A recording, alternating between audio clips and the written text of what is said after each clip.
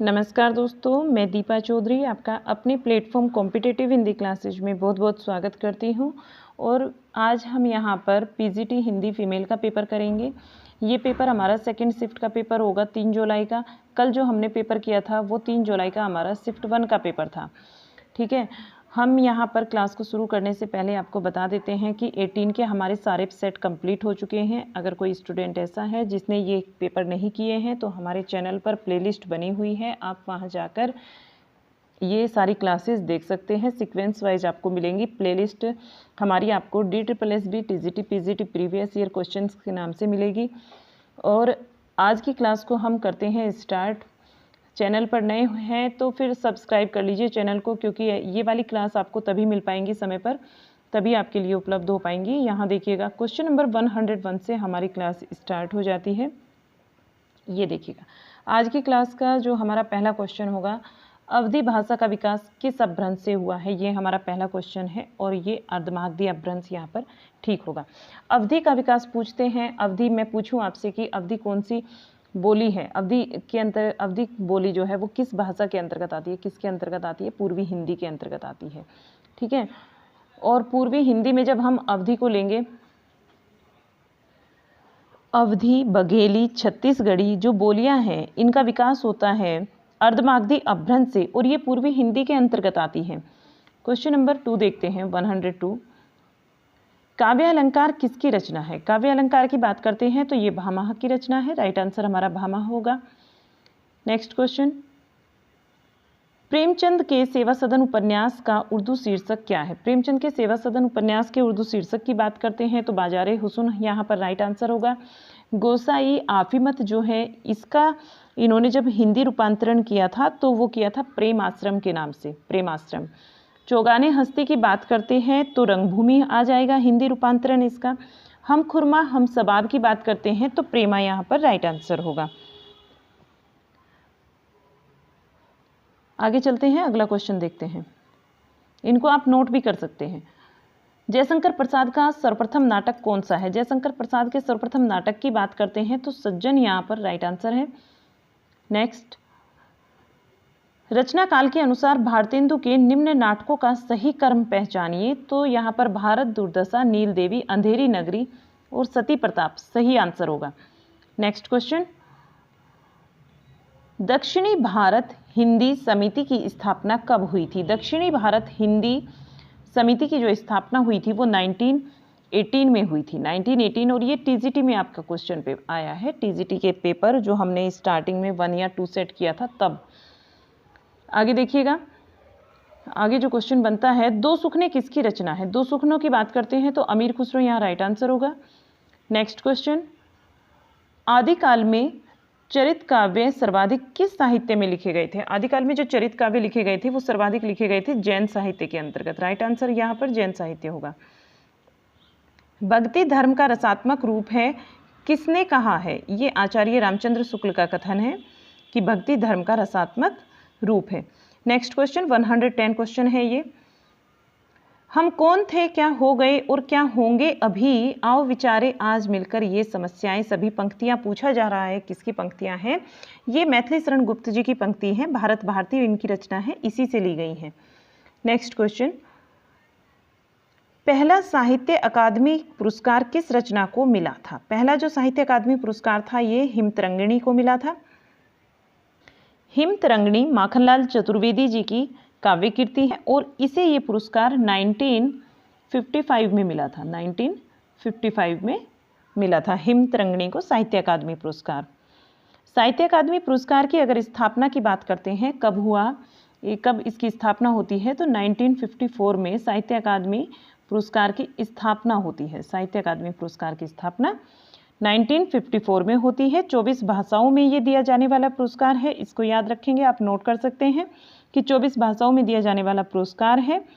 और निराला की साहित्य साधना के लिए रामविलास शर्मा जी को 1970 में साहित्य अकादमी पुरस्कार मिला था। अगर बात करते हैं निराला की साहित्य साधना की तो इसको भी साहित्य अकादमी पुरस्कार मिला है। और ये पुरस्कार इस रचना के लिए रामविलास शर्मा जी को 1970 में मिला है। इसको ध्यान रखते हुए चलेंगे नोट करके। चलिएगा आगे देखते हैं अगला क्वेश्चन। निम्न में से केशवदास की काव्य भाषा कौन सी नहीं है? केशवदास की काव्य भाषा की बात हो रही है और पूछा जा रहा है कि कौन सी केशवदास की काव्य भाषा नहीं है। भोजपुरी इनकी भाषा नहीं है। इन्होंने अवधी भाषा में, ब्रज भाषा और बुंदेलखंडी भाषा में अपनी काव्य की रचना की है, लेकिन भोजपुरी में नहीं की है। नेक्स्ट क्वेश्चन जो बनता है, किस क्षेत्र की रचनाओं के लिए प्रसाद जी को अग्रणी कवि माना जाता है? किस क्षेत्र की रचनाओं के लिए माना जाता है? तो छायावादी यहाँ पर हमारा सही आंसर होगा। छायावाद के स्तंभ के रूप में भी जाने जाते हैं जयशंकर प्रसाद जी आपके। आगे चलते हैं, अगला क्वेश्चन जो हमारा बनेगा यहाँ पर 114, गोरखनाथ के गुरु का क्या नाम था? मत्स्येंद्र नाथ यहाँ पर हमारा सही आंसर होगा, मत्स्येंद्र नाथ। आगे चलिए, नेक्स्ट क्वेश्चन बनता है, निम्नलिखित कहानियों में से कौन सी कहानी अज्ञे की नहीं है? अज्ञे की जो कहानी नहीं है वो पक्षी और दीपक कहानी नहीं है। ये आपका रिपीटेड है, टीजीटी में आया हुआ क्वेश्चन है 2018 में। अज्ञे की कहानी पक्षी और दीपक नहीं है। बाकी विपथगा आपकी अज्ञे की है। विपथगा जो कहानी है ये अज्ञे की कहानी है। आगे देखते हैं, कोठरी की बात और शरणार्थी, ये भी आपकी अज्ञे की कहानियाँ हैं। कोठरी की बात और शरणार्थी। नेक्स्ट क्वेश्चन है, मानक देवनागरी वर्णमाला कब प्रकाशित हुई थी? जो मानक देवनागरी वर्णमाला है ये 1966 में 1966 में प्रकाशित हुई थी। आगे देखिएगा अगला क्वेश्चन, पुरुष परीक्षा की रचना किसने की है? पुरुष परीक्षा जो है ये विद्यापति की रचना है। पुरुष परीक्षा विद्यापति जी की रचना है। यहाँ देखिएगा, एक आपको उपन्यास बताना है, ये वाक्य किस उपन्यास का है, और वाक्य काफ़ी बड़ा है तो मैं इसको फ़ॉन्ट को थोड़ा छोटा कर देती हूँ, तब आपको क्लियर तरीके से दिखाई देगा। देखिएगा, अब इसको पढ़ना है। यहाँ देखिए, इस जन्म में तो कोई आशा नहीं भाई, इस जन्म में तो कोई आशा नहीं है भाई, हम राज नहीं चाहते, भोग विलास नहीं चाहते, खाली पेट, क्या कह रहे हैं, खाली मोटा झोटा पहना, भोग विलास नहीं चाहते और खाली मोटा झोटा पहनना और मोटा झोटा खाना और मर्द जात के साथ रहना चाहते हैं, वह भी नहीं सदता। किस उपन्यास का वाक्य है? ये गोदान से लिया गया वाक्य है। फिर से देख लीजिएगा आप, इन वाक्यों को आप नोट कर सकते हैं।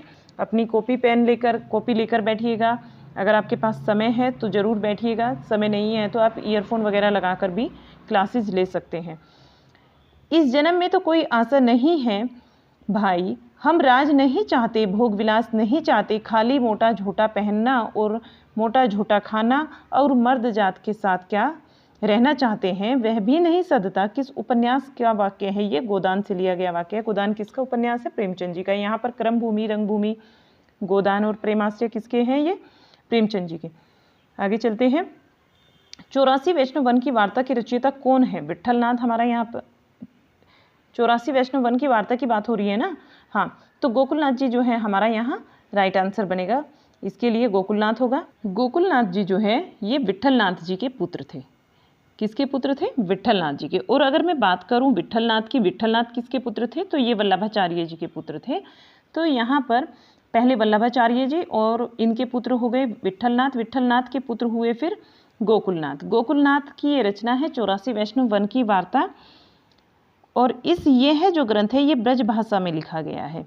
इस ग्रंथ में वल्लभाचार्य जी के शिष्यों की कथाएं संकलित की गई हैं। गोकुलनाथ जी ने वल्लभाचार्य जी के, इनके दादा के जो शिष्य थे, उनकी कथाओं का इसमें संकलन किया है। आगे चलते हैं, प्रेमचंद के गोदान उपन्यास का मुख्य पात्र का नाम क्या था? प्रेमचंद के जो गोदान उपन्यास है प्रेमचंद जी का, इसका मुख्य पात्र पूछा जाता है तो होरी यहाँ हमारा राइट आंसर होगा। आगे चलते हैं और हमारा यहाँ डिसिप्लिन चेंज हो जाता है। क्वेश्चन नंबर आता है हमारा 221। 121 इसको राइट करिएगा। 121 यहाँ बालकृष्ण भट्ट का उपन्यास सो अजान एक सुजान कैसा उपन्यास है? बालकृष्ण भट्ट का जो उपन्यास है सो अजान एक सुजान, ये कैसा उपन्यास है? उपदेशात्मक उपन्यास है। नेक्स्ट क्वेश्चन होगा, निम्नलिखित उपन्यासों में से कौन सा उपन्यास अयोध्या सिंह उपाध्याय हरिओद का नहीं है? रसिक लाल इनका नहीं है। बाकी वेनिस का बाग और ठेठ हिंदी का ठाठ, अधखिला फूल, अयोध्या सिंह उपाध्याय हरिओत जी के उपन्यास हैं। रसिकलाल इनका नहीं है। रसिकलाल का अगर जानते हैं हम पूरा नाम तो धूर्त रसिकलाल होगा, और ये उपन्यास हमारा लज्जा राम मेहता का उपन्यास है, इनकी कृति है। बाकी आपकी सारी की सारी जो है अयोध्या सिंह उपाध्याय हरिओत जी की हैं। आगे चलते हुए नेक्स्ट क्वेश्चन को देखते हैं। प्रसाद जी के कंकाल उपन्यास का वर्णन, कंकाल उपन्यास में किसका वर्णन किया गया है? कंकाल उपन्यास के अंतर्गत सामाजिक बंधनों की विषमता और व्यक्ति की सहज प्रवृत्तियों का संघर्ष है। सामाजिक बंधनों की विषमता और व्यक्ति की सहज प्रवृत्तियों का इसमें संघर्ष किया गया है, इस संघर्ष का वर्णन किया गया है प्रसाद के कंकाल उपन्यास के अंतर्गत।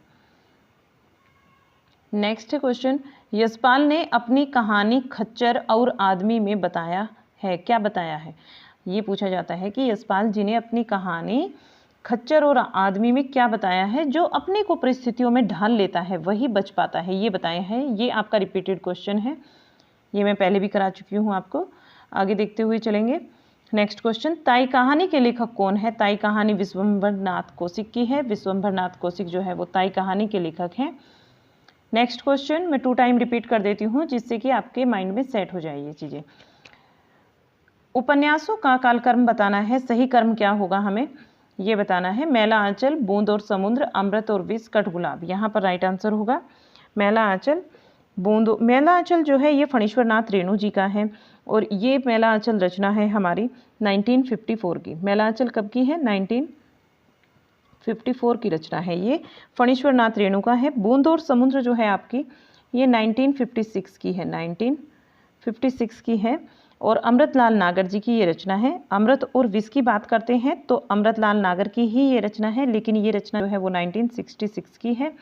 कटगुलाब की बात करते हैं तो कटगुलाब की अगर हम बात करते हैं तो ये 1996 की रचना है, 1996 की रचना है, और ये रचना जो है वो मर्दुला गर्ग की है।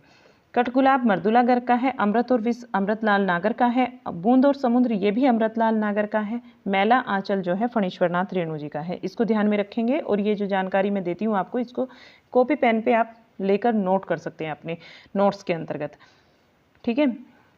नेक्स्ट क्वेश्चन होगा हमारा नेक्स्ट, राजा भोज का सपना किसकी कहानी है? शिव प्रसाद सितारे हिंद की ये कहानी है, राजा भोज का सपना। आगे चलते हैं। नेक्स्ट क्वेश्चन, दुखिनी बाला किसका नाटक है? दुखिनी बाला राधा कृष्ण दास का नाटक है। नेक्स्ट है क्वेश्चन, भावों की भिड़ंत शीर्षक के लेखक, शीर्षक से एक लेख किस पत्रिका में छपा था? भावों की भिड़ंत शीर्षक से एक लेख छपा था, और ये प्रभा पत्रिका में छपा था, ठीक है।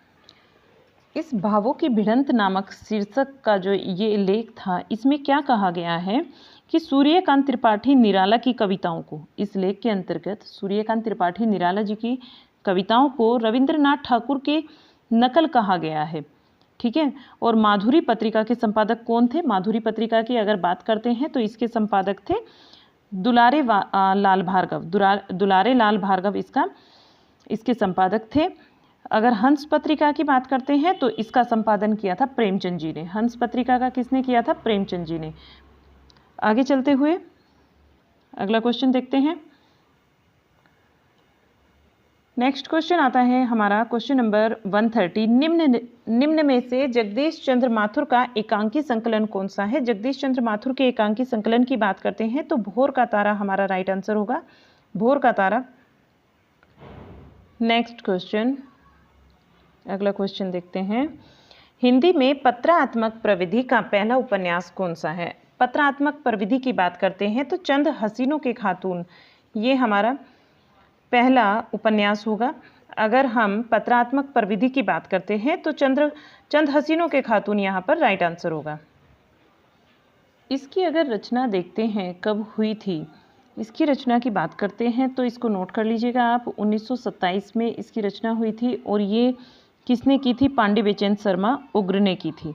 किसने? पांडे बेचैन शर्मा उग्र के नाम से इन्हें जाना जाता था, और पूरा नाम पांडे बेचैन शर्मा उग्र था, जिन्होंने चंद हसीनों के खातून 1927 में इसकी ये रचना की थी, ये उपन्यास लिखा था। आगे चलते हुए देखते हैं अगले क्वेश्चन को।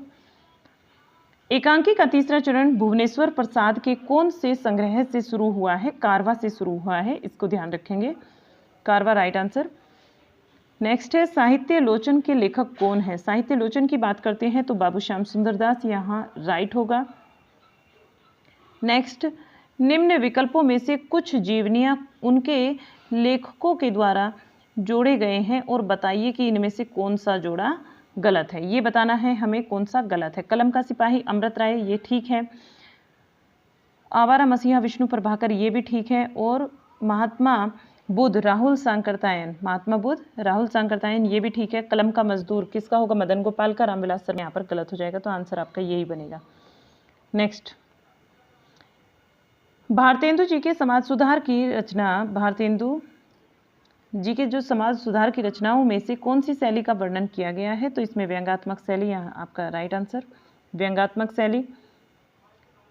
मानुष प्रेम बहु बैकुंठी पंक्तियां किसकी है? जायसी जी की पंक्तियां हैं ये। मानुष प्रेम बहु बैकुंठी, नारायण नारायण नारायण साधु नर साधना, इंद्रपद के भी उसी की सुबह आराधना, इंद्रपद ने भी की उसी की सुबह आराधना, बोल उठी नारद की वल्की गगन में, जा रहे थे घूमने वे गंगा तीर वन में। किसकी पंक्तियां हैं? ये पंक्तियां पूछा जा रहा है, काफ़ी अच्छी पंक्तियां हैं। तो ये पंक्तियां लिखी थी मैथिली शरण गुप्त जी ने।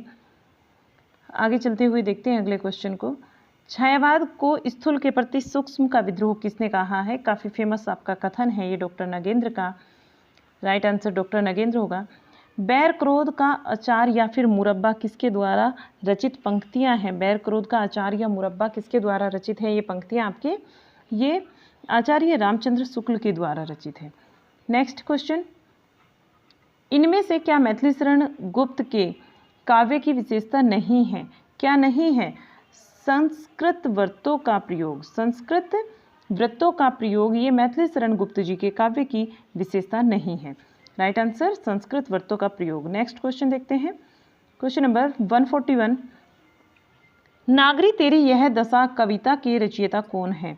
नागरी तेरी यह दशा कविता के रचयिता बताना है तो महावीर प्रसाद द्विवेदी हमारा राइट आंसर। जयद्रथ वध किस वर्ष में प्रकाशित हुआ था? जयद्रथ वध की बात करते हैं, ये 1910 में प्रकाशित हुआ था। नेक्स्ट, बादल राग कविता के लेखक कौन है? निराला राइट आंसर।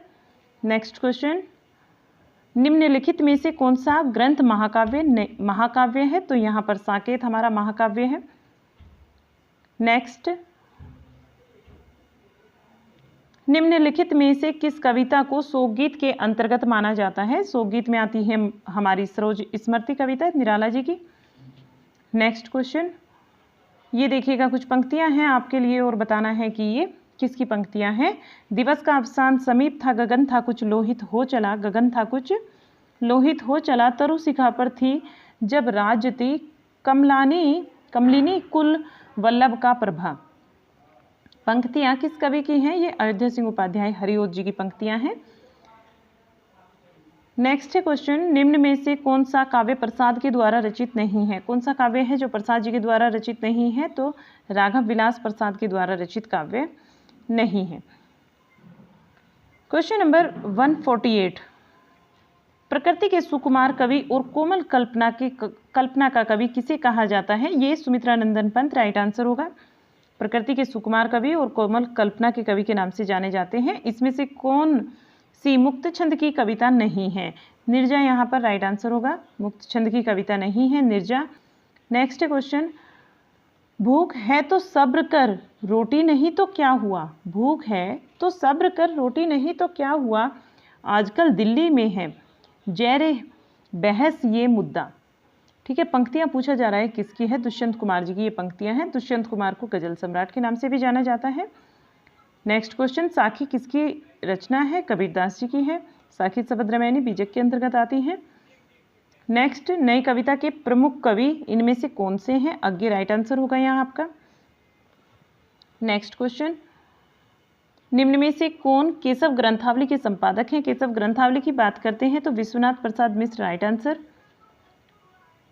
नेक्स्ट क्वेश्चन, युगधारा किसकी एक काव्य कृति है? युगधारा किसकी एक काव्य कृति है? तो ये नागार्जुन जी की राइट आंसर, नागार्जुन। संशय की एक रात के रचनाकार कौन है? नरेश मेहता हमारा राइट आंसर होगा, नरेश मेहता। यहाँ पर संशय की एक रात के लिए नरेश मेहता। नेक्स्ट, मिलन का नाम मत लो मैं विरह में चीर हूँ। पंक्तियां देखिए कितनी सुंदर पंक्तियां हैं। मिलन का नाम मत लो मैं विरह में चीर हूँ, बीन भी हूँ मैं तुम्हारी, बीन भी हूँ मैं तुम्हारी रागिनी भी हूँ, दूर हूँ तुमसे अखंड सुहागिनी भी हूँ। पंक्तियां किसकी हैं? ये महादेवी वर्मा जी की पंक्तियां हैं। कितनी खूबसूरत पंक्तियां इन्होंने की हैं। नेक्स्ट क्वेश्चन बनता है क्वेश्चन 157। निम्न में से किस कवि को वाणी का डिक्टेटर कहा जाता है? देखिए कितना इंपॉर्टेंट क्वेश्चन है। 18 में तो ये मोस्ट क्वेश्चनों में से है जो पूछा गया है आपका, और यहाँ 21 में भी आपका ये आया है कि कबीर को वाणी का डिक्टेटर कहा जाता है। और किसने कहा है? हजारी प्रसाद द्विवेदी जी ने इनको संज्ञा दी है वाणी का डिक्टेटर की। नेक्स्ट क्वेश्चन देखते हैं, भग्नदूत किसका काव्य है? भग्नदूत की बात करते हैं तो अज्ञे यहाँ पर राइट आंसर होगा। भग्नदूत अज्ञे की रचना है। नेक्स्ट, निम्न विकल्पों में से कौन सा विकल्प नीचे दिए गए शब्दों का सही समानार्थी शब्द नहीं है? सोना का बताना है तो द्वीप यहाँ नहीं होगा। द्वीप हमारा जो आंसर है, इन्होंने नहीं में पूछा है तो द्वीप नहीं होगा। बाकी हेम भी बोलते हैं, सुवर्ण भी बोलते हैं और कुंदन भी बोलते हैं। नेक्स्ट क्वेश्चन 160, निम्नलिखित विकल्पों में से दिए गए शब्द का सही अनेकार्थी रूप वाला विकल्प चुनना है। कर का बताना है तो किरण और हाथ होगा यहाँ पर राइट आंसर। नेक्स्ट, और क्वेश्चन नंबर 161 बनता है हमारा, निम्नलिखित विकल्पों में से उस विकल्प का चयन कीजिए जो दिए गए शब्द युग्म का सही अर्थ वाला विकल्प है। अभिज्ञ और अभिज्ञ। अभिज्ञ का मतलब होता है जानकार, अभिज्ञ है जानकार है, अभिज्ञ का मतलब होता है मूर्ख। नेक्स्ट क्वेश्चन, निम्नलिखित विकल्पों में से कौन सा विकल्प नीचे दिए गए शब्द का सही विलोम है? सही बताना है। यस का विलोम होता है अपयस। यस का विलोम क्या होगा? अपयस। नेक्स्ट क्वेश्चन, क्वेश्चन 163, और 163 को मैं थोड़ा छोटा करती हूँ जिससे आप लोगों को क्लियर दिखाई दे। अब देखिएगा, निम्न विकल्पों में से उस विकल्प का चयन कीजिए जो दिए गए समस्त पद के सही संप्रदान तत्पुरुष समास का विकल्प है। राह खर्च क्या होता है? राह के लिए खर्च। राह खर्च होता है संप्रदान तत्पुरुष में। हम इसको कैसे लिखेंगे? राह के लिए खर्च, क्योंकि संप्रदान का जो चिन्ह होता है, विभक्ति चिन्ह, वो के लिए ही होता है, इसलिए राह के लिए खर्च। नेक्स्ट क्वेश्चन, निम्नलिखित विकल्पों में से उस विकल्प का चयन कीजिए जो प्रत्यय बने शब्द का सही विकल्प नहीं है। प्रत्यय बने हुआ शब्द का सही विकल्प नहीं है तो यहाँ पर अपवाद होगा। अपवाद में उपसर्ग है, ना कि प्रत्यय। आगे चलते हैं अगले क्वेश्चन पर। 165 क्वेश्चन, निम्नलिखित विकल्पों में से उस विकल्प का चयन कीजिए जो दिए गए विग्रह के सही समस्त पद का विकल्प है। सही समस्त पद का विकल्प कौन सा है? यहाँ पर दीनानाथ राइट होगा। दीनों का नाथ का मतलब क्या होगा? दीनानाथ। जो दीनों का नाथ इन्होंने दिया है, इसका सही समस्त पद बताना था तो दीनानाथ राइट होगा। चलिएगा आगे चलते हैं अगले क्वेश्चन पर। निम्नलिखित विकल्पों में से कौन सा विकल्प नीचे दिए गए शब्द का समानार्थी शब्द नहीं है? नहीं में आंसर देना है। मिथ्या का हमें बताना है। मिथ्या का होता है श्रोणित, नहीं होगा। ठीक है, बाकी यथार्थ और मृषा और असत्य होता है, लेकिन शोणित नहीं होगा। मिथ्या का समानार्थी शब्द शोणित नहीं होगा, इसको ध्यान में रखेंगे। और आगे चलते हैं अगले क्वेश्चन पर। निम्नलिखित विकल्पों में से उस विकल्प का चयन कीजिए जो दिए गए समस्त पद के सही कर्मधारण समास का, कर्मधारी होगा, ये कर्मधारण लिखा है, का सही विकल्प है। सज्जन का बताना है सत्य है जो जन राइट होगा, सत्य है जो जन। ठीक है, आगे चलते हैं। निम्नलिखित विकल्पों में से उस विकल्प का चयन कीजिए जो दिए गए शब्द के सही अर्थ रूप, सही अनेकार्थी रूप वाला विकल्प नहीं है। पृष्ठ का हमें यहाँ पर बताना है। पृष्ठ का होता है किताब। किताब नहीं है ना, नहीं में आंसर किताब नहीं होगा। तो बाकी पीठ पेज आपका पीछा होता है, पीछे वाला भाग। पृष्ठ को पिछले वाला भाग भी बोलते हैं, लेकिन किताब इसके अंतर्गत नहीं आएगा। किताब के अंदर पृष्ठ होते हैं, ना कि पृष्ठ जो है वो किताब का अनेकार्थी रूप होता है। नेक्स्ट क्वेश्चन देखते हैं। पागलपन शब्द में कौन सा प्रत्यय लगा है? पागलपन में पन प्रत्यय लगा है। पन प्रत्यय होगा पागलपन के अंतर्गत, राइट होगा हमारा पन। नेक्स्ट क्वेश्चन, निम्नलिखित विकल्पों में से उस विकल्प का चयन करें जो पराउपसर्ग से बना सही शब्द है। पराउपसर्ग से बना है पराभूत। पराउपसर्ग से क्या बना है? पराभूत। नेक्स्ट क्वेश्चन, निम्नलिखित विकल्पों में से उस विकल्प का चयन कीजिए जो दिए गए शब्दयुग्म का सही अर्थ वाला विकल्प है। सुचि और सची, ये बताना है। इसका मतलब होता है पवित्र और सची का मतलब होता है इंद्राणी। तो राइट आंसर होगा हमारा पवित्र और इंद्राणी। नेक्स्ट देखते हैं। निम्नलिखित विकल्पों में से उस विकल्प का चयन कीजिए जो कि भाववाचक संज्ञा का सही विकल्प नहीं है। नहीं में आंसर देना है, और पुरुष यहाँ पर भाववाचक संज्ञा का सही विकल्प नहीं होगा। बाकी आपका निपुणता, इंसानियत और ठगी ये होता है, लेकिन पुरुष नहीं होगा। पुरुष किस क्या होगा? इसका भाववाचक संज्ञा नहीं होगा। ठीक है, आगे चलते हैं अगले क्वेश्चन पर। निम्नलिखित विकल्पों में से उस विकल्प का चयन कीजिए जो मध्यम पुरुषवाचक संज्ञा का सही विकल्प है। मध्यम पुरुषवाचक में तुम आता है, तुम अपना काम करो, तो यही होगा यहाँ पर, राइट। देखिए, जो उत्तम पुरुष होता है उसमें मैं, हम, और मध्यम पुरुष में तुम, आप, और जो अन्य पुरुष होता है उसमें वह, उसने, इस तरह के वर्ड आते हैं। आगे चलते हैं अगले क्वेश्चन पर। निम्नलिखित विकल्पों में से उस विकल्प का चयन कीजिए जो दिए गए वाक्य के अनुसार विशेषण के भेद का सही विकल्प हो। यह बहुत बीमार है और इसे थोड़ा पानी देना चाहिए। यह बहुत बीमार है, इसे थोड़ा पानी देना चाहिए। तो यहाँ पर परिणामवाचक होगा।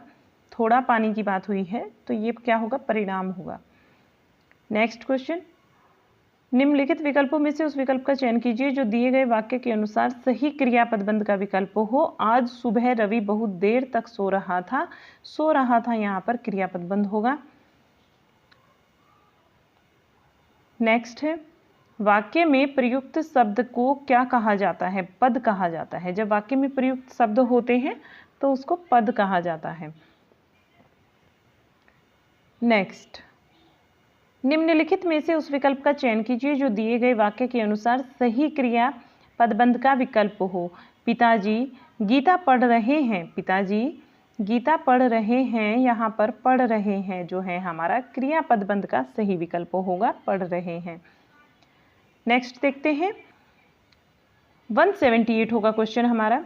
निम्नलिखित में से उस विकल्प का चयन कीजिए जो द्रव्यवाचक संज्ञा का विकल्प नहीं है, सही है।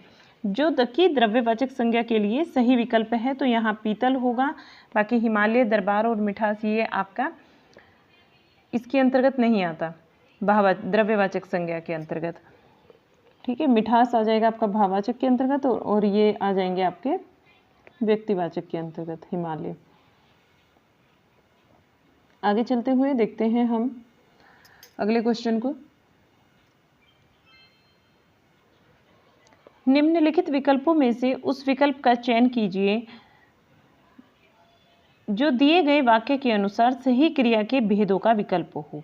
राम ने एक सुंदर घर बनवाया। राम ने क्या किया? एक सुंदर घर बनवाया। घर बनाया नहीं, बनवाया है। तो इस तरह से जब काम किसी और के द्वारा कराया जाता है तो वहाँ प्रेरणार्थक क्रिया होती है। राइट आंसर यहाँ पर प्रेरणार्थक क्रिया होगा।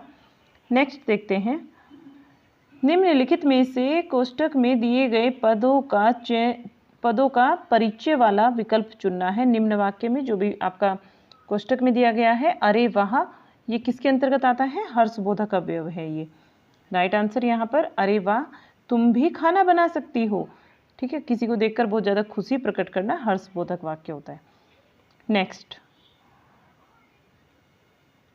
निम्नलिखित विकल्पों में से उस विकल्प का चयन कीजिए जो दिए गए वाक्य के अनुसार सर्वनाम के भेद का सही विकल्प हो। तो जो मेहनत करेगा जीत उसी की होगी। जो मेहनत करेगा जीत उसी की होगी, ये संबंध बोधक है, संबंधवाचक वाक्य। नेक्स्ट, निम्न विकल्पों में से उस विकल्प का चयन कीजिए जो दिए गए भाववाचक संज्ञा का सही विकल्प नहीं है। सही विकल्प नहीं है मोटा। राइट आंसर क्या होगा यहाँ पर? मोटा। नेक्स्ट है क्वेश्चन, निम्न विकल्पों में से उस विकल्प का चयन कीजिए जो दिए गए वाक्य के अनुसार सही क्रिया विशेषण का विकल्प हो। सही क्रिया विशेषण का विकल्प क्या होगा? गाड़ी बहुत धीमी गति से चल रही है। गाड़ी कैसे चल रही है? बहुत धीमी गति से चल रही है गाड़ी। तो यहाँ पर बहुत धीमी गति आपका क्रिया विशेषण पदबंध होगा, इसको ध्यान रखते हुए चलेंगे। नेक्स्ट क्वेश्चन, सही सर्वनाम का विकल्प चुनकर वाक्य को पूरा कीजिए। सृष्टि डैश सहेली के साथ पढ़ने जाती है। सृष्टि क्या जाती है? अपनी सहेली के साथ, अपने, अपनों, उसके, इस तरीके से बोलकर भी देख सकते हैं। तो यहाँ अपनी ही सही होगा, अपनी सहेली के साथ पढ़ने जाती है। आगे देखिएगा, निम्नलिखित विकल्पों में से सरल वाक्य का विकल्प चुनना है। सरल वाक्य कैसा होता है? जिसका एक ही उद्देश्य होता है और एक ही विधेय होता है। ठीक है, मुझे देखकर वह खिसक गया। उसने मुझे देख लिया और खिसक गया, ऐसे नहीं, ये नहीं होगा। वह तब खिसक गया जब उसने मुझे देखा, नहीं, ये डिपेंडेड हो जाता है मिश्रित वाक्य।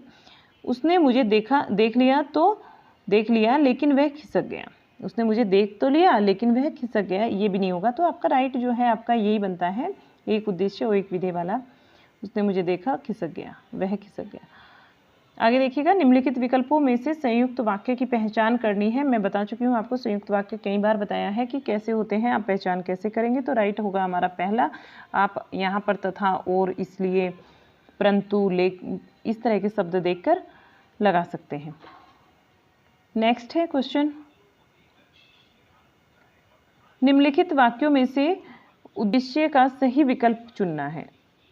ये जो आपका दिया गया है वाक्य, इसमें उद्देश्य का सही विकल्प क्या होगा? हमारा महात्मा गांधी होगा। महात्मा गांधी हमारे प्रिय नेता थे, तो महात्मा गांधी उद्देश्य होगा। हमारे प्रिय नेता यहाँ पर विधेय है।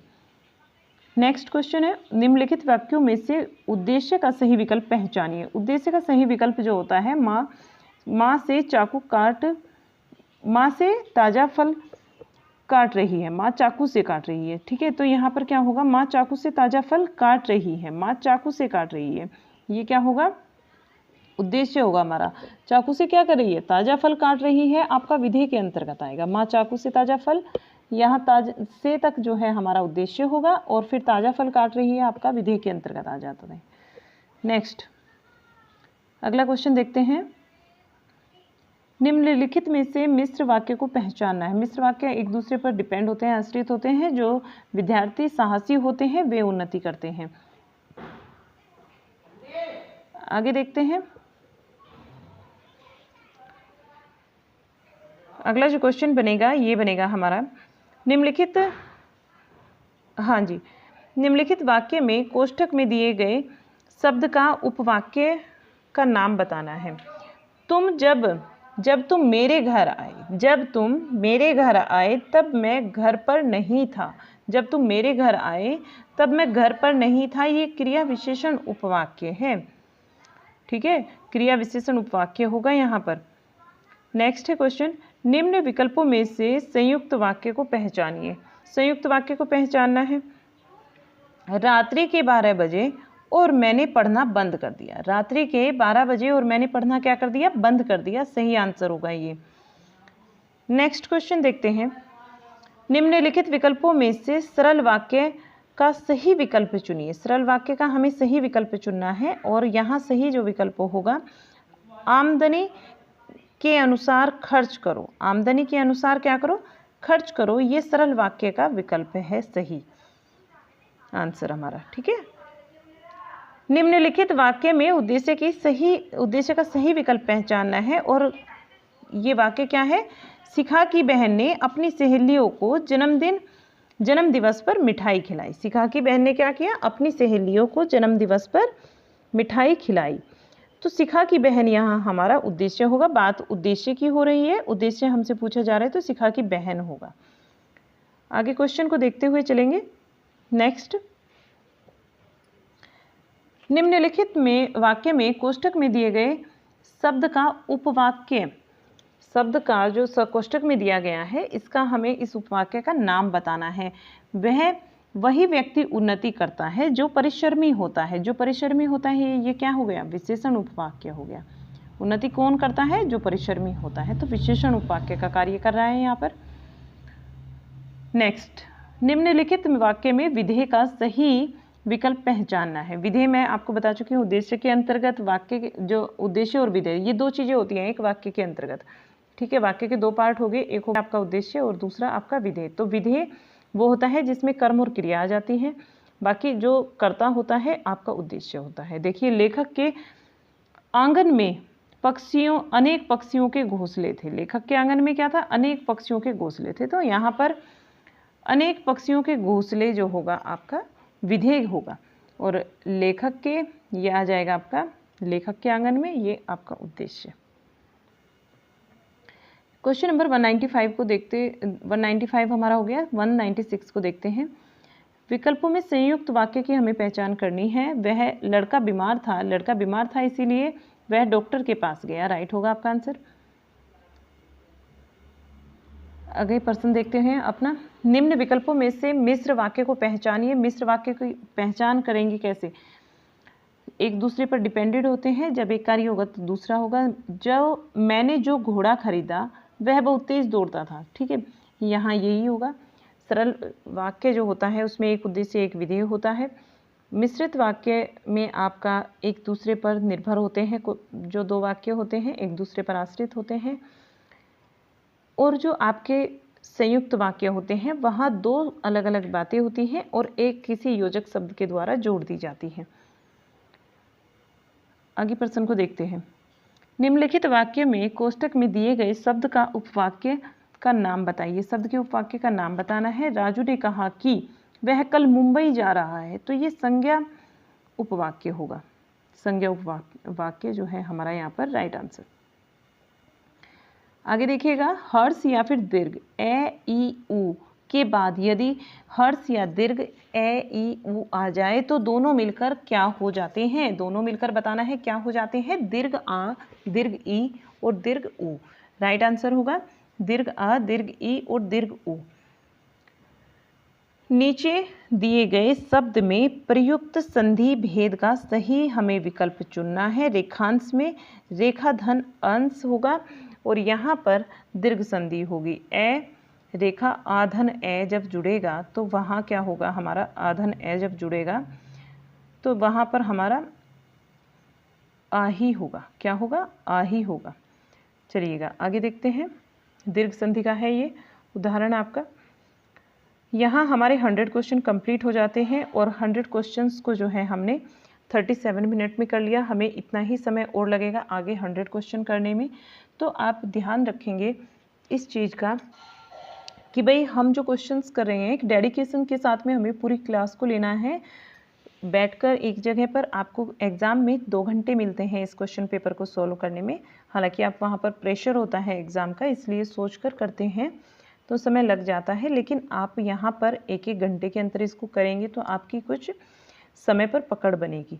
ठीक है, और क्वेश्चंस को करने की स्पीड भी बढ़ेगी। क्लास आपको अगर पसंद आ रहा है तो इसको लाइक ज़रूर कीजिएगा, शेयर कीजिए अपने दोस्तों में जो आपके साथ हिंदी की तैयारी कर रहे हैं, तो उनको शेयर ज़रूर कीजिएगा इसको, क्योंकि आप शेयर करेंगे तो इसी तरीके से दूसरे का भी फ़ायदा होगा।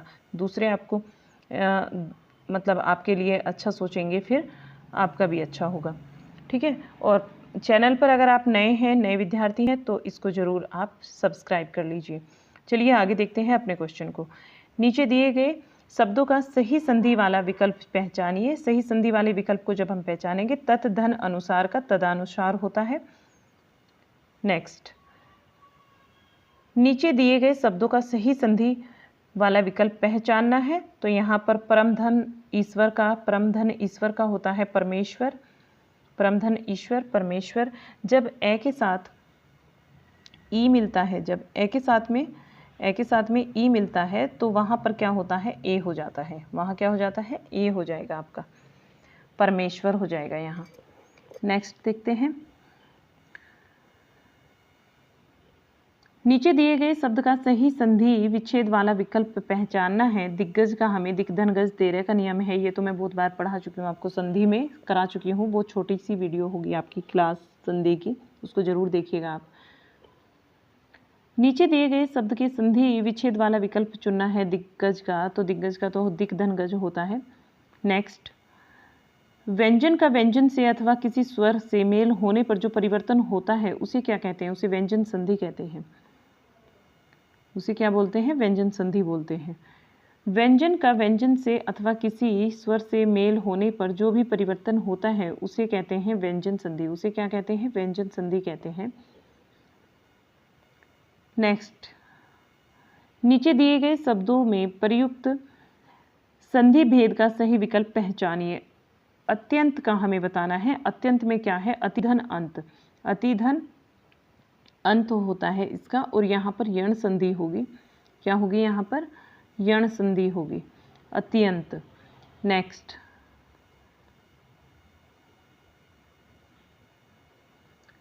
यहाँ हो गया हमारा इको। जब यह हो, इको यण ची, इको यह होने पर क्या हो जाता है? वहाँ यण संधि हो जाती है। नीचे दिए गए शब्द का सही संधि वाला विकल्प पहचानना है। निधन सेद का होता है निषेध। निधन सेद का होता है निषेध। 207 क्वेश्चन हमारा, नीचे दिए गए शब्दों का सही संधि वाला विकल्प पहचानिए। तो अष्टधन आनंद क्या होगा? षडधन आनंद। षडधन आनंद को हम षडानंद बोलते हैं। षडधन आनंद होगा तो षडानंद होगा। नेक्स्ट क्वेश्चन, नीचे दिए गए शब्द का सही संधि विच्छेद वाला विकल्प पहचाना है। मात्रा देश। मात्रा देश का होता है मात्रधन आदेश। मात्रा देश, मात्रधन आदेश। आगे चलते हैं। नीचे दिए गए शब्द का सही संधि वाला विकल्प पहचानिए। तो सही संधि वाला विकल्प होगा संविधान का समधन विधान। नेक्स्ट क्वेश्चन, नेक्स्ट है हमारा, ये देखिएगा, निम्न में से भाषा विज्ञान की पद्धति कौन सी है? भाषा विज्ञान की पद्धति बतानी है तो वर्णनात्मक, साहित्यिक और ऐतिहासिक राइट आंसर होगा। आगे देखते हैं, हिंदी वर्णमाला में अंग आ क्या है? अंग आ आयोग वहाँ है। ये क्वेश्चन तो बहुत बार आता है, टीजीटी में जरूर आता है, टीजीटी, पीजीटी और आपका टेट, यूपी टेट वाले पेपर में पूछा जाता है। यहाँ देखिए, निम्नलिखित विकल्पों में से कौन सा सूत्र की व्याख्याता है? कौन से रस सूत्र की व्याख्याता है? तो रस सूत्र की अगर बात करते हैं, लोलट, शंकुक, आपका भट्टनायक और अभिनव गुप्त, ये रस सूत्र के व्याख्याता हैं। क्वेश्चन नंबर 213, एक हथौड़े वाला घर में और हुआ। एक हथौड़े वाला घर में और हुआ पंक्तियां किसकी है? केदारनाथ अग्रवाल की। Right answer Kedarnath Agarwal. Question number 214, इनमें से कौन सी नगरीय प्रचारणी सभा के संस्थापकों में नहीं है? इनमें से कौन नगरीय प्रचारणी सभा के संस्थापकों में नहीं है? तो रामचंद्र शुक्ल यहाँ राइट आंसर होगा। क्वेश्चन बनता है 215। क्वेश्चन 215, निम्न में से किसने आनंद कादाम्बिनी के संपादक का कार्य किया है? आनंद कादाम्बिनी एक आपकी पत्रिका है, इसके संपादन के कार्य की बात होती है तो बद्री नारायण चौधरी प्रेमघन राइट आंसर होगा। बद्री नारायण चौधरी प्रेमघन।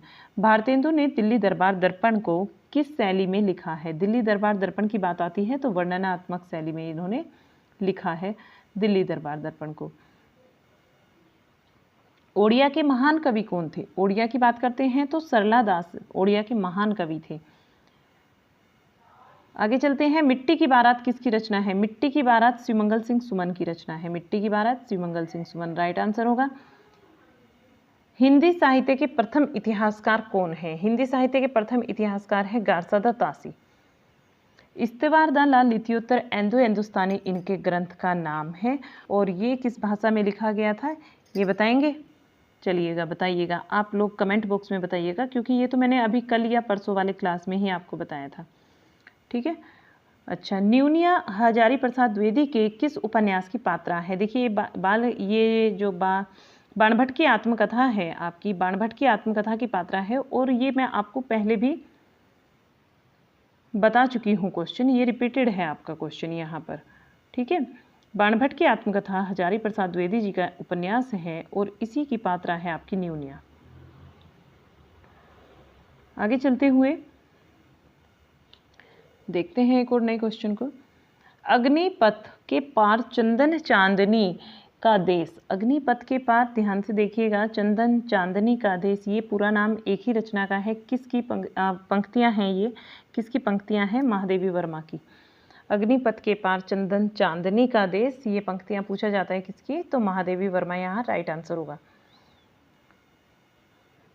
कर कानन कुंडल मोर पखा, उर्पे बनमाल विराजती है। उर्पे बनमाल विराजती है में कौन सा अलंकार है? अलंकार की बात कर रहे हैं कि इसमें पंक्तियों में कौन सा अलंकार है, तो यहाँ पर अनुप्रास अलंकार राइट होगा हमारा आंसर।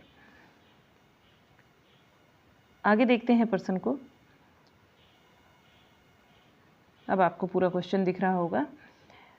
जब उपमेय और उपमान में अभिन्नता या अभेद दिखाया जाए तब वहाँ कौन सा अलंकार होता है? तब होता है रूपक अलंकार। और रूपक अलंकार जो है ये वाला भी आपका रिपीटेड है, मैं आपको कई बार इसको बताया है, ठीक है, कि ये रूपक अलंकार की डेफिनेशन है। जब उपमेय और उपमान में अभिन्नता तथा अभेद प्रकट होता है, ये 18 में पूछा गया है आपसे, ठीक है। ध्यान रखते हुए चलेंगे, स्टार मार्क करके कि भाई ये क्वेश्चन हमें करना ही है याद। जो रिपीट होते रहे उनको तो जरूर कीजिएगा, बाकी देखना सब कुछ है बहुत अच्छे से। यहाँ देखिए, शब्द की जिस शक्ति के कारण शब्द का मुख्य अर्थ समझ आ जाता है, कौन सी शब्द शक्ति वहां होती है? मुख्य अर्थ ही समझ में आ जाए तो अभी द राइट आंसर। ये आपको छंद पूछा जा रहा है, एक दोहा दिया है, तो इसको देख लीजिए इसमें क्या है। कुछ पंक्तियां हैं आपके पास में और उसमें आपको छंद बताना है। खोजते हैं सावरे को हर गली हर गांव में, खोजते हैं सावरे को हर गली हर गांव में, आ मिलो अब शाम प्यारे आमली की छाँव में। आमली की छाँव में आपकी मनमोहिनी छवि बांसुरी की तान जो, गोप गवालों के शरीर में बसी जो जान वो, बसी जो जान वो में कौन सा छंद है? छंद की बात करते हैं तो यहाँ पर गीति का छंद होगा राइट आंसर, गीति का। यहाँ देखिएगा, जो अलंकार शब्द के अर्थ, जो अलंकार शब्द और अर्थ दोनों पर ही आधारित रहकर दोनों को चमत्कारी करते हैं, ऐसे भी होते हैं अलंकार जो शब्द और अर्थ दोनों में रहते हैं और दोनों में ही चमत्कार करते हैं। वे कौन से अलंकार होते हैं? उनको हम उभय अलंकार बोलते हैं। जहाँ शब्द के आधार पर चमत्कार हो शब्दालंकार, अर्थ के आधार पर होता है तो अर्थालंकार, और जहाँ पर दोनों के आधार पर होता है ऐसे अलंकार जहाँ शब्द और अर्थ दोनों के आधार पर ही चमत्कार उत्पन्न होता है तो वे उभय अलंकार कहलाते हैं। आगे देखिए, देख यशोदा शिशु मुख में सकल विश्व की माया, देख यशोदा शिशु मुख में सकल विश्व की माया, क्षण भर को वह बनी अचेतन, क्षण भर को वह बनी अचेतन, हिल न सकी कोमल काया, हिल न सकी कोमल काया में रस कौन सा है? रस की बात करते हैं यहाँ अद्भुत रस है। चिर जीवो जोरी जुरे, ये भी आपसे पूछा जा रहा है, देखिएगा ये कई बार आया है, ये पंक्तियाँ आपकी बहुत बार आई है और इनको देखिए ध्यान से। चिर जीवो जोरी जुरे क्यों ना स्नेह गंभीर, को घटी है ये व्रस भानुजा वे हलधर के वीर, वे हलधर के वीर में कौन सी शब्द शक्ति है? तो शाब्दी व्यंजना यहाँ पर है। शब्द शक्ति की बात करते हैं तो शाब्दी व्यंजना right answer. Next, Krishna Gitavali के रचयिता कौन है? Tulsidas ji right answer. ये रिपीटेड है आपका 3 से 4 बार आ चुका है 18 में। नेक्स्ट,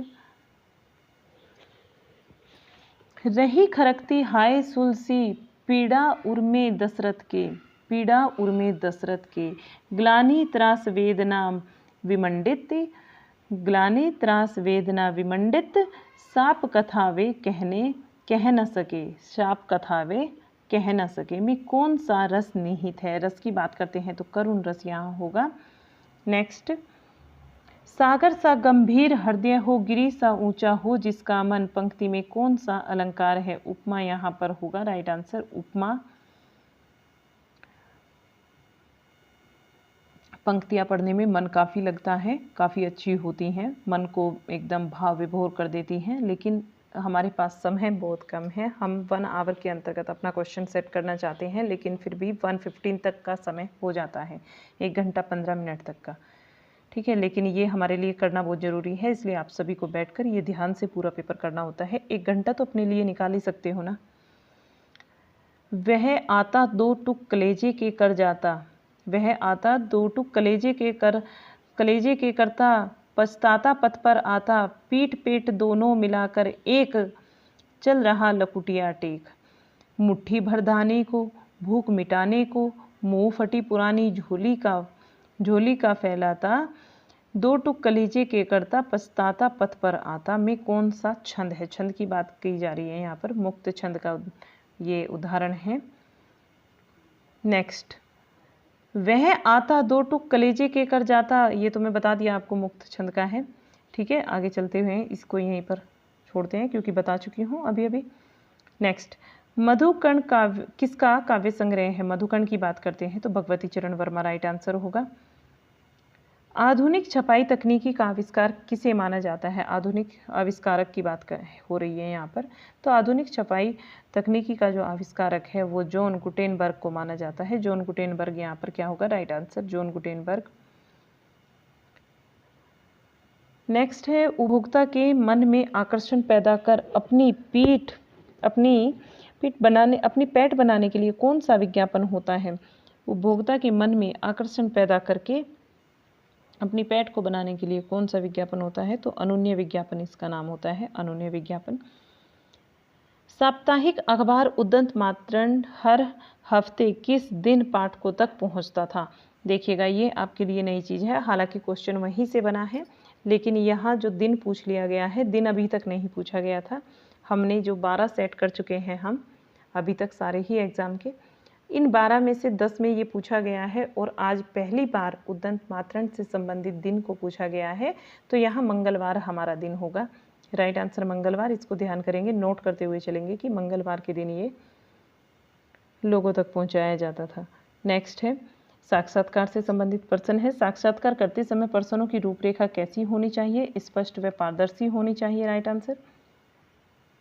सच की तह तक जाकर उसे सतह पर लाने और उजागर करने को हम क्या कहते हैं? उसे खोजी पत्रकारिता कहते हैं। उसको क्या बोलते हैं? खोजी पत्रकारिता। आगे चलते हैं और अगला क्वेश्चन देखते हैं। किसी आदर्श लड़ाई का हूबहू अनुकरण करना क्या कहलाता है? किसी आदर्श लिखाई का हूबहू अनुकरण करना क्या कहलाता है? अनुलेख कहलाता है। जब हम किसी की राइटिंग की हम हूबहू नकल करते हैं तो उसको अनुलेख बोलते हैं। नेक्स्ट है क्वेश्चन, भारतीय प्रेस परिषद की स्थापना कब हुई थी? ये 4 जुलाई 1966 को हुई थी, भारतीय प्रेस परिषद की स्थापना। आगे चलते हैं, इनमें से क्या विज्ञापन लेखन का मुख्य कार्य नहीं है? विज्ञापन लेखन का जो मुख्य कार्य नहीं है, किसी उस उत्पाद के नकारात्मक बातों को सबके सामने लाना, ये उत्पाद के नकारात्मक बातों को सबके सामने लाना ये नहीं है मुख्य कार्य। बाकी बाजार में आई हुई नई वस्तु या फिर सेवा की जानकारी लोगों तक पहुंचाना ये भी होता है, और लोगों के मन मस्तिष्क को प्रभावित करने के लिए भी होता है, और उत्पादों के प्रति लोगों के मन में विश्वसनीयता को बढ़ाने के लिए भी। देखते हैं आगे। फीचर लेखन की भाषा शैली कैसी होनी चाहिए? फीचर लेखन की बात करते हैं तो सरल सुबोध और आकर्षक भाषा शैली होनी चाहिए, सरल सुबोध और आकर्षक भाषा शैली। नेक्स्ट, वित्तीय विज्ञापन किसे कहा जाता है? वित्तीय विज्ञापन किसे कहा जाता है? वित्तीय विज्ञापन की बात करते हैं तो जिनका संबंध मुख्य रूप से आर्थिक गतिविधियों से होता है, यही राइट होगा। नेक्स्ट, हर साल हिंदी पत्रकारिता दिवस कब मनाया जाता है? 30 मई को मनाया जाता है। 30 मई को क्यों मनाया जाता है ये मैं आपको बता चुकी हूँ, क्योंकि 30 मई 1826 को उद्दंत मातरण पर जो पत्र है पंडित जुगल किशोर ने इसका संपादन कार्य किया था। इसी वजह से 30 मई को हम क्या मनाते हैं? हिंदी पत्रकारिता दिवस को मनाते हैं। देखते हैं आगे अगला क्वेश्चन, इनमें से कौन सा जनसंचार मुद्रित माध्यम नहीं है? जनसंचार की बात करते हैं तो दूरदर्शन यहाँ राइट आंसर होगा, ये जनसंचार मुद्रित माध्यम नहीं है। काव्य शास्त्र के सिद्धांत के रूप में सिद्धांत से ऊपर उठकर सौंदर्य का उद्घाटन करना ही आलोचक का प्रधान कार्य है। सौंदर्य का उद्घाटन करना क्या होता है? आलोचक का प्रधान कार्य होता है।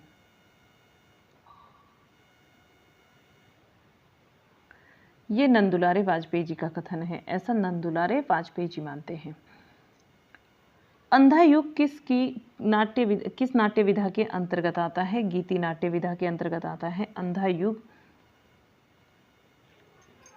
निम्न में से कौन प्रथम तार सप्तक के कवि नहीं है? देखिए, तार सप्तक को आप किसी और को याद करो ना करो, लेकिन तार सप्तक को जरूर याद करना। और यहाँ पर प्रथम तार सप्तक लिखा है, जबकि प्रथम लिखा नहीं होता, लिखा होता है खाली तार सप्तक। उसके नाम के सामने प्रथम था ही नहीं। यहाँ कवि नहीं है की बात करते हैं तो शमशेर बहादुर सिंह। एक आपको आज होमवर्क में ये भी मैं देती हूँ कि जितने भी तार सप्तक में कवि हैं, तार सप्तक में जितने भी कवि हैं, 7 कवि होते हैं, 1 2 3 ऐसे करके 4 5 6 7। आपको इन 7 के नाम मुझे बताने हैं। कमेंट बॉक्स में लिखिएगा कि इन 7 के नाम कौन कौन से हैं, ठीक है? क्योंकि यहाँ से क्वेश्चन आप देख भी रहे होंगे, जो रेगुलर स्टूडेंट होंगे, कि कितनी बार ये क्वेश्चन रिपीट हुआ है। आगे चलते हैं, आगे चलते हैं और अगले क्वेश्चन को देखते हैं। बाकी यहाँ पर देखिए, जो गिरजा कुमार माथुर जी हैं, मुक्तिबोध है, प्रभाकर माचवे हैं, तो ये तो सारे के सारे ही हमारे तार सप्तक से संबंधित हैं। ये देखिएगा अगला क्वेश्चन 249।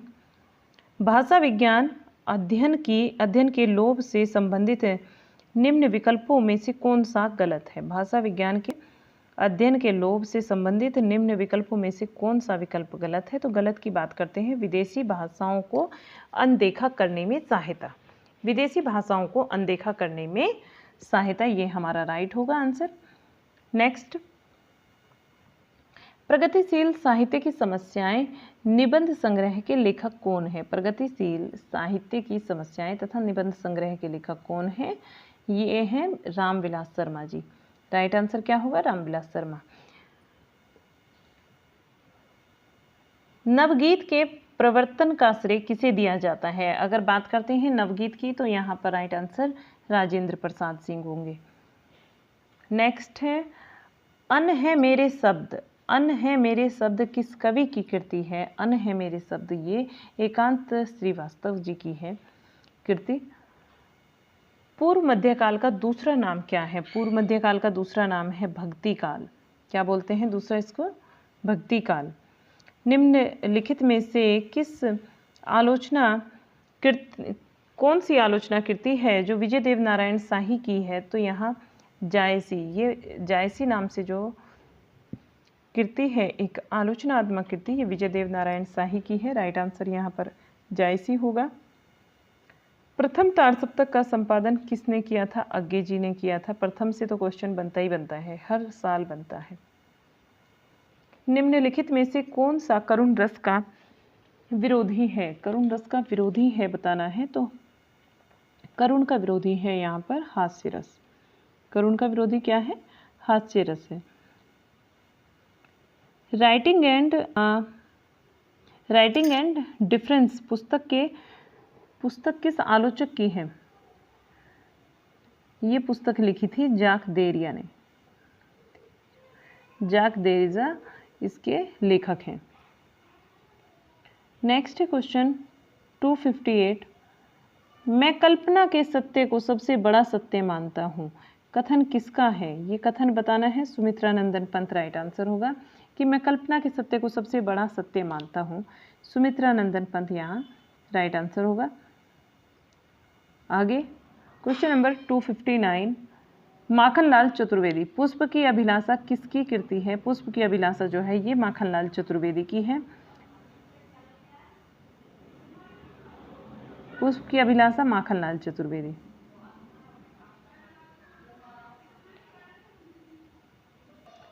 कबीरदास जी ने अपनी रचना में राम के जिस रूप का वर्णन किया है वह कैसा वर्णन है? कबीरदास जी ने अपनी रचना में राम के जिस रूप का वर्णन किया है वह कैसा है? वह निर्गुण और निराकार है। वे कैसे हैं? निर्गुण है और निराकार है। तो यहाँ राइट आंसर हमारा निर्गुण और निराकार होगा। आगे चलते हैं और देखते हैं अगले क्वेश्चन को। डिसिप्लिन चेंज हो जाता है। और यहाँ देखिएगा आपका क्वेश्चन ये रहा, चांद का मुंह टेढ़ा संग्रह किस वर्ष प्रकाशित हुआ था? ये 1964 राइट आंसर। यहाँ पर चांद का मुंह टेढ़ा 1964। निम्नलिखित में से कौन सी रचना हरिवंश राय बच्चन की नहीं है? +1 यहाँ पर राइट आंसर होगा। +1 हरिवंश राय बच्चन की नहीं है रचना। नेक्स्ट, तुलसीकृत रामचरितमानस के खंडों का सही क्रम बताइए। तुलसीकृत रामचरितमानस के जो सही खंड है, इसके जो कांड है, इनको बताना है। बालकांड, अयोध्या कांड, अरण्य कांड, किष्किंधा कांड, सुंदर कांड और लंका कांड, ऐसे आएंगे आपके। ठीक है, आगे चलते हैं, अगले क्वेश्चन पर ध्यान देते हैं। वैसे कांड से कई बार क्वेश्चन आ जाते हैं कि कर्म में लगाइए, तो आप कर्म में लगाने की अगर बात आएगी तो कैसे करेंगे, ये देखिएगा। आपका सबसे पहले बालकांड ही आएगा। ये तो चारों आपके कर्म से हैं कि बालकांड, अयोध्या कांड, अरण्य कांड, किष्किंधा कांड, फिर आपका सुंदर कांड, फिर लंका कांड और फिर उत्तर कांड, ऐसे होगा। सुंदर कांड, लंका कांड और उत्तर कांड, 7 कांड होते हैं ना रामचरितमानस के अंतर्गत। यहाँ देखिएगा, तुलसीदास जी की पंक्तियाँ हैं और पूछा जाता है कि इसमें किसका वर्णन किया गया है। जय बिनु देहि नदी बिनुकारी, जय बिनु देहि नदी बिनुकारी, तैसे ही नाथ पुरुष बिनु नारी, तैसे ही नाथ पुरुष बिनु नारी, तैसे ही नाथ पुरुष बिनु नारी, इसमें पति पत्नी के संबंध का वर्णन किया गया है। आगे चलते हैं अगले प्रश्न पर। निशा निमंत्रण नामक काव्य संकलन हरिवंश राय बच्चन जी ने कौन सी स्थिति में लिखा था? तो ये एकांत और नितांत एकाकीपन में इन्होंने लिखा था। हरिवंश राय बच्चन जी ने निशा निमंत्रण को कौन सी स्थिति में लिखा था? ये लिखा था नितांत एकांकीपन में। नितांत एकांकीपन जो है हमारा राइट आंसर। यहाँ आगे चलते हुए 1991 की बात हो रही है और गिरजा कुमार माथुर को अपनी किस कविता संग्रह के लिए हिंदी का पहला साहित्य अकादमी पुरस्कार दिया गया? तो मैं वक्त के हूँ सामने किसकी रचना है? गिरजा कुमार माथुर की, इसी के लिए दिया गया था इनको साहित्य अकादमी पुरस्कार। नेक्स्ट है, पंक्तियां हैं, निम्न में पंक्तियां किस कवि की हैं? मैया कब ही बढ़ेगी चोटी, मैया कब ही बढ़ेगी चोटी, कितनी बार मोही दूध पियावत भई, यह अजहू है छोटी, कितनी बार तुम मुझे दूध पिलाती हो, ये तो अभी भी छोटी है मैया, चोटी कब बढ़ेगी। तो इतना सुंदर वर्णन किसने किया था?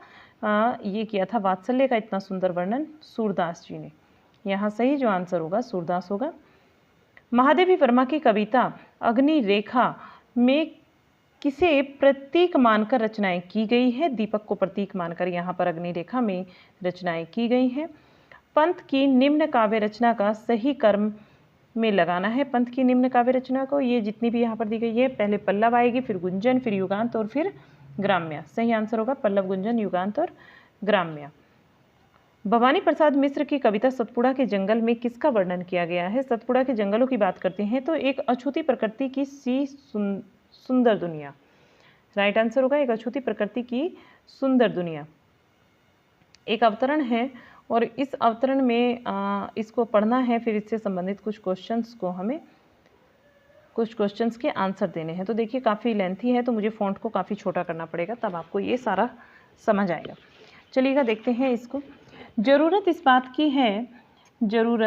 बात की है कि हमारी शिक्षा का माध्यम भारतीय भाषा या फिर मातृभाषा हो, जिसमें राष्ट्र का हृदय, मन, प्राण के सूक्ष्मतम और गंभीर संवेदना मुक्त हो और हमारा पाठ्यक्रम यूरोप तथा अमेरिका के पाठ्यक्रम पर आधारित न होकर हमारी अपनी सांस्कृतिक परंपराओं एवं आवश्यकताओं के प्रतिनिधित्व करे। भारतीय भाषाएं और भारतीय इतिहास, भारतीय दर्शन, भारतीय धर्म और भारतीय समाजशास्त्र को हम सर्वोपरि स्थान दें। उन्हें अपना शिक्षा क्रम में गौण स्थान देकर या फिर शिक्षित जन को उनसे वंचित रखकर हमें राष्ट्रीय संस्कृति में एक महान रीति को हमने क्या करा है? जन्म दिया है, जो नई पीढ़ी को भीतर से खोखला कर रहा है और हम राष्ट्रीय परंपरा से नहीं साम्यक जीवन प्रवाह से दूर हो गए हैं। विदेशी पश्चिमी चश्मों के भीतर से देखने पर अपने घर के प्राणी भी अनजान और अजनबी से लगने लगे हैं। ये शिक्षित और सामान्य जनता के बीच खाई बढ़ती जा रही है। शिक्षित के बीच में और सामान्य जनता के बीच में क्या काम कर रही है? खाई का काम कर रही है। और विश्व संस्कृति के दावेदार होने के दंभ को करते हुए रह गए हैं। इस परिस्थिति को हास्यास्पद ही कहा जा सकता है। इस परिस्थिति को क्या कह सकते हैं हम? हास्यास्पद ही कह सकते हैं। यहाँ से जो क्वेश्चंस बनते हैं इनको देखते हुए चलेंगे जल्दी जल्दी से, क्योंकि 1 घंटे के लगभग हमारी क्लास हो गई है। अनुच्छेद के अनुसार शिक्षा का माध्यम भारतीय भाषा ही क्यों होना चाहिए? भारतीय भाषा इसलिए होना चाहिए क्योंकि जिससे सभी के मन में अपने देश के प्रति संवेदना हो। आगे देखिए, शिक्षित जन और सामान्य जनता के बीच दूरियों को बढ़ाने का क्या कारण बताया गया है? तो दूरियां बढ़ने का कारण बताया गया है अपने ही लोगों को देखने के लिए विदेशी पश्चिमी नजरिए का उपयोग करने का कारण। आगे क्वेश्चन जो देखेंगे हम नेक्स्ट होगा हमारा, अनुच्छेद के अनुसार किस स्थिति को हास्यास्पद कहा गया है? आपसी रिश्ते भी अच्छे नहीं हैं, आपसी रिश्ते भी अच्छे नहीं हैं और विश्व संस्कृति के दावेदार होने का दंभ भरना, ये हास्यास्पद है। नेक्स्ट क्वेश्चन, दिए गए विकल्पों में से कौन सा दंभ का समानार्थी शब्द नहीं है? दंभ का समानार्थी जो शब्द नहीं है वो कयास होता है। नेक्स्ट, दिए गए अनुच्छेद का सटीक शीर्षक लिखिए। दिए गए अनुच्छेद का सटीक शीर्षक है शिक्षा का माध्यम।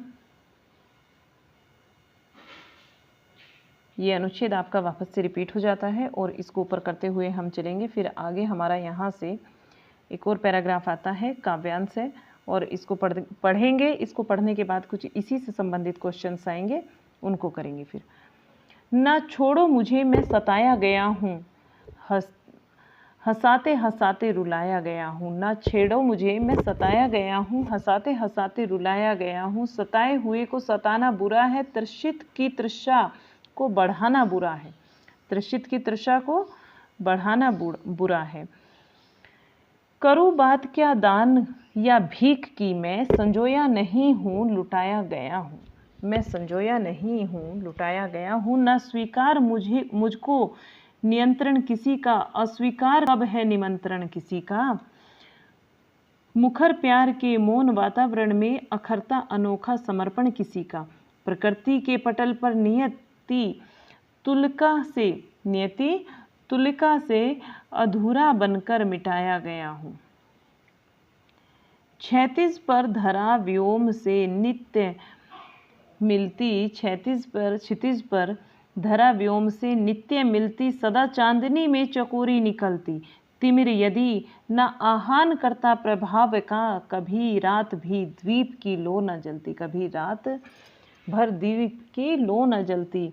करो व्यंग मत व्यर्थ मेरे मिलन पर, मैं करो व्यंग मत मेरे मिलन पर, मैं आया नहीं हूँ बुलाया गया हूँ। आया नहीं हूँ बुलाया गया हूँ। ना छेड़ो मुझे मैं सताया गया हूँ। ना छेड़ो मुझे मैं सताया गया हूँ। तो काफ़ी अच्छा पैराग्राफ इन्होंने लिखा, काफ़ी अच्छा काव्यांश था। देखिएगा इससे संबंधित पर्सन काव्यांश में कवि लोगों से क्या करने को कह रहा है कि उसे कोई परेशान ना करे। ये कह रहा है कि उसे कोई भी परेशान ना करे। कवि की नियति से क्या आशय है? कवि का नियति से आशय उसे पूरा किए बिना ही छोड़ दिया गया है। नियति से आशय कि उसे पूरा किए बिना ही छोड़ दिया गया है। कवि को क्या बात अस्वीकार है? किसी के नियंत्रण पर रहना, किसी के नियंत्रण में रहना, ये कवि को बिल्कुल स्वीकार नहीं है कि कोई उस पर नियंत्रण रखे, किसी के नियंत्रण में वह रहे। दिए गए विकल्पों में से कौन सा तृषा का विलोम शब्द है? तृषा का तृप्ति होता है। उचित शीर्षक, ना छेड़ो मुझे मैं सताया गया हूँ। ना छेड़ो मुझे मैं सताया गया हूँ। तो यहाँ आपका ये हो गया। वापस से आपने देखा इसको, ये दो बार तो आती ही हैं, इसलिए हम ऊपर करते हुए चलेंगे। और देखिएगा यहाँ से फिर हमारे नए क्वेश्चंस आ जाते हैं। ये क्वेश्चन हमारे 20 बचे हैं, इनको भी देख लेते हैं फटाक से। देखिए, रिक्त स्थान है को चौक या फिर टोक विधि के रूप में जाना जाता है। तो चौक या टोक विधि के रूप में जाना जाता है लेक्चर कम और डेमोस्ट्रेशन मेथड को। लेक्चर कम डेमोस्ट्रेशन मेथड को जाना जाता है। नेक्स्ट,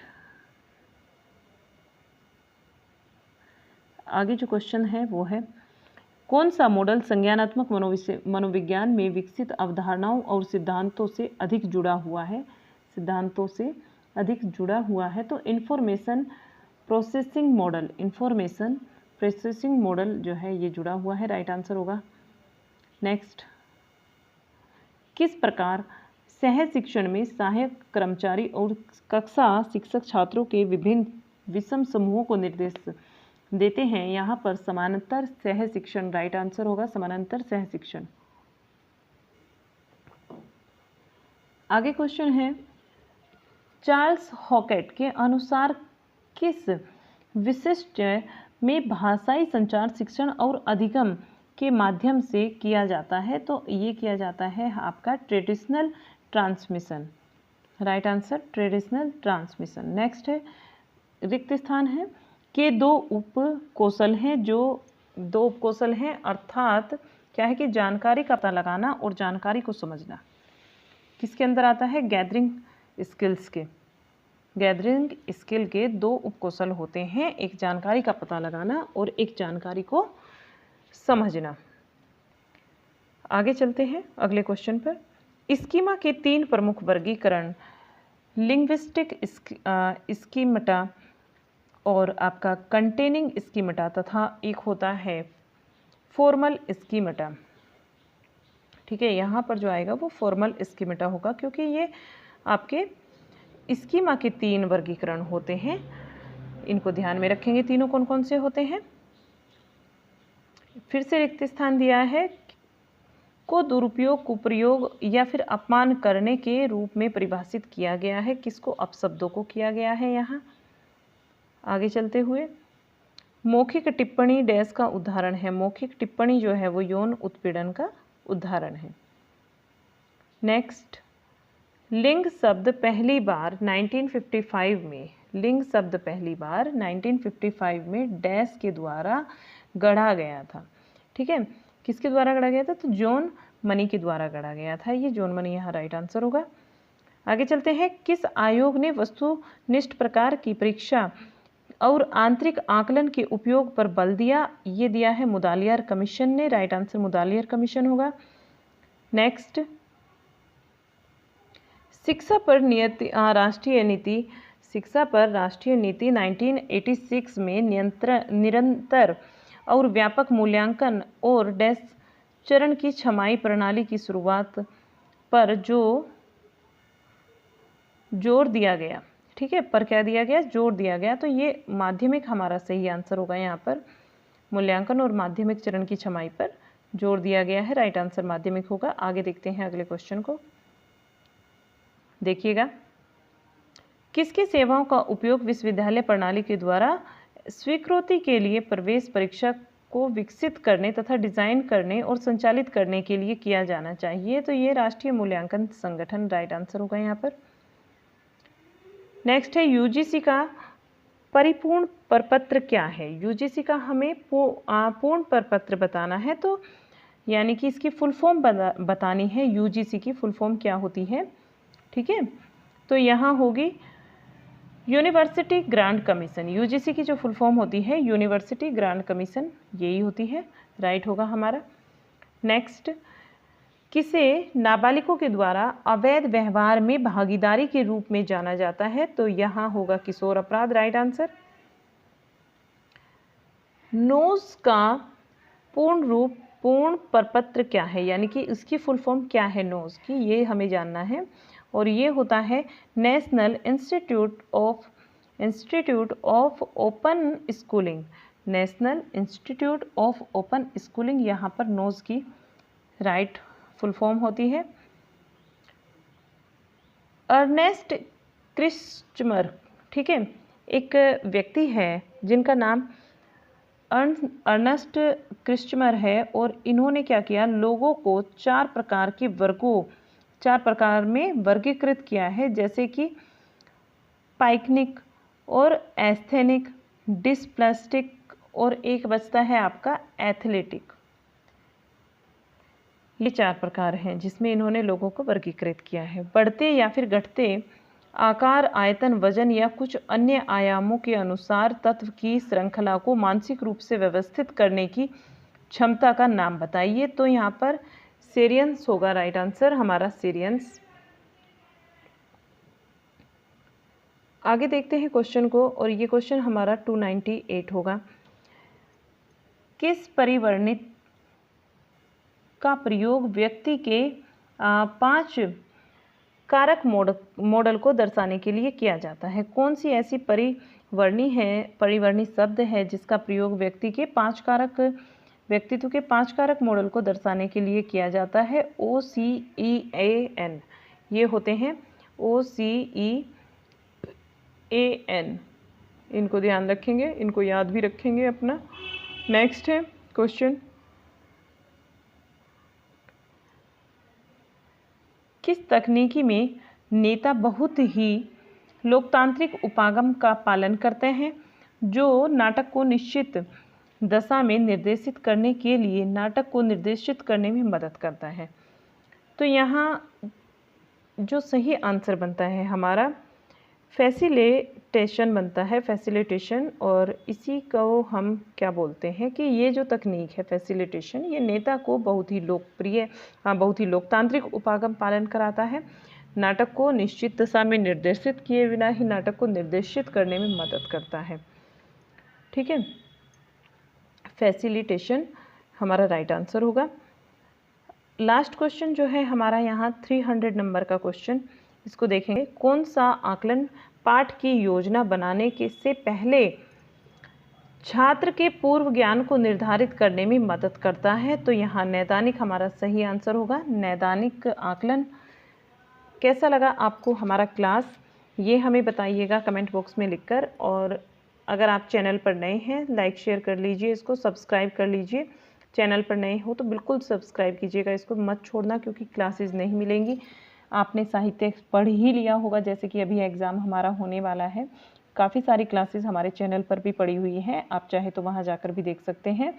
और अगर किसी टॉपिक पर आपको कोई टॉपिक चाहिए कि हमें इस पर क्लास चाहिए, कोई आपका नहीं हुआ है कंप्लीट, तो वो आप मुझे बता सकते हैं कमेंट बॉक्स में कि मुझे ये टॉपिक चाहिए, और तो मैं उस पर भी आपको क्लास प्रोवाइड करा दूँगी। लेकिन जो सीरीज़ वाली क्लास है हमारी एग्ज़ाम को लेकर, ये वाली ये कंटिन्यू रहेगी। शाम के टाइम भी एक हमारी क्लास आती है जिसका नाम जो जनरल अवेयरनेस के नाम से आती है, उसमें हिस्ट्री हम कंप्लीट कर चुके हैं, ज्योग्राफी भी कंप्लीट कर चुके हैं अपना पॉलिटी, और अभी जो सब्जेक्ट हमारा चला हुआ है 3rd, उसमें ज्योग्राफी है, पॉलिटी और हिस्ट्री कंप्लीट हो चुका है। ठीक है, आप चाहे तो उस वाली क्लास को भी ले सकते हैं चैनल पर जाकर। और मिलते हैं आपसे फिर एक और नई क्लास के साथ में, तब तक के लिए बाय बाय।